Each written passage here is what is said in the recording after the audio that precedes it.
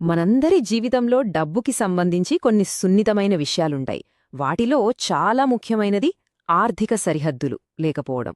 ఈరోజు మనం దీని గురించే కొంచెం లోతుగా మాట్లాడుకుందాం. సరే, ఇప్పుడు కొన్ని సిట్యువేషన్స్ గురించి మాట్లాడుకుందాం.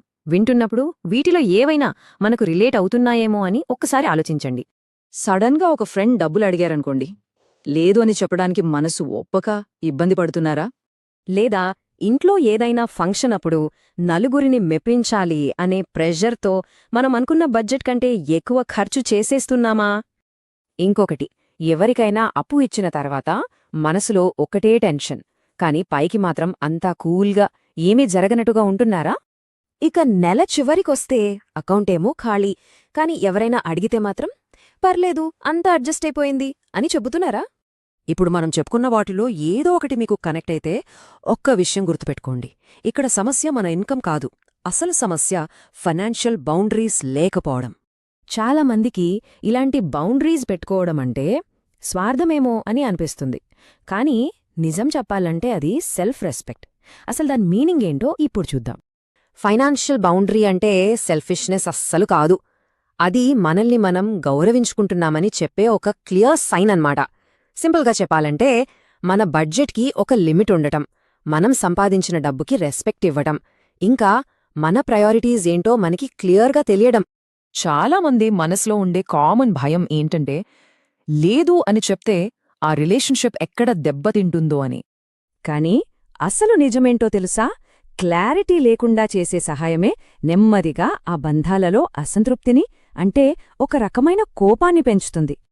అలా క్లారిటీ లేకపోవడం వల్ల అసలు ఏం నష్టం జరుగుతుందో ఒకసారి చూద్దాం. లిమిట్స్ లేని మన మంచితనానికి మనమే కట్టే వెల ఇది. చూడండి, మనకి సరైన బౌండరీస్ లేనప్పుడు ఏమవుతుందంటే, ఫస్ట్ ప్రెషర్కి లొంగిపోయి ఇష్టం లేకపోయినా హెల్ప్ చేస్తాం. తర్వాత మన లోపలే ఒక ఫ్రస్ట్రేషన్ మొదలవుతుంది. ఆ తర్వాత అది సైలెంట్ కోపంగా, స్ట్రెస్గా మారుతుంది. ఫైనల్గా మన ఫైనాన్షియల్ లైఫ్ దెబ్బతింటుంది. మనల్ని మనమే పట్టించుకోవడం మానేస్తాం. అయితే ఇక్కడున్న ఒకే ఒక్క తేడా ఏంటంటే, క్లియర్గా ఒక బౌండరీ పెట్టుకోవడం. ఇప్పుడు రెండు రకాల మైండ్ సెట్స్ ఉన్నవాళ్లని ఒక చిన్న ఎగ్జాంపుల్తో పోల్చి చూద్దాం. ఓకే, బౌండరీ ఉన్న ఒక వ్యక్తి ఒక సింపుల్ రూల్ ఫాలో అవుతాడు. నేను ఎమోషనల్గా మర్చిపోగలిగేంత డబ్బు మాత్రమే అప్పుగా ఇస్తాను. దీనివల్లేమవుతుంది? రిలేషన్షిప్ బాగుంటుంది, పీస్ ఆఫ్ మైండ్ కూడా ఉంటుంది. అదే బౌండరీ లేని వ్యక్తి ఎవరో ఎమోషనల్గా ప్రెషర్ చేస్తే చాలు, పెద్ద అమౌంట్ ఇచ్చేస్తాడు. ఇక ఆ డబ్బు తిరిగి రావడం లేటైతే రిలేషన్షిప్ స్పాయిల్, డబ్బులు పోయినట్టే, ప్రశాంతత కూడా మాయం. చూసారుగా, ఇక్కడ తేడా వాళ్ల ఇన్కమ్ అస్సలు కాదు, వాళ్లకి తమ బౌండరీస్ మీద ఉన్న క్లారిటీ. మనం మనకంటూ కొన్ని లిమిట్స్ పెట్టుకుంటే ఎదుటివాళ్లు వాటిని గౌరవించడం నేర్చుకుంటారు.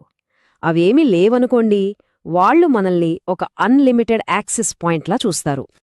సరే, ఈ మొత్తం డిస్కషన్ నుంచి మనం గుర్తుపెట్టుకోవాల్సిన ఒకే ఒక వాక్యం ఉంది.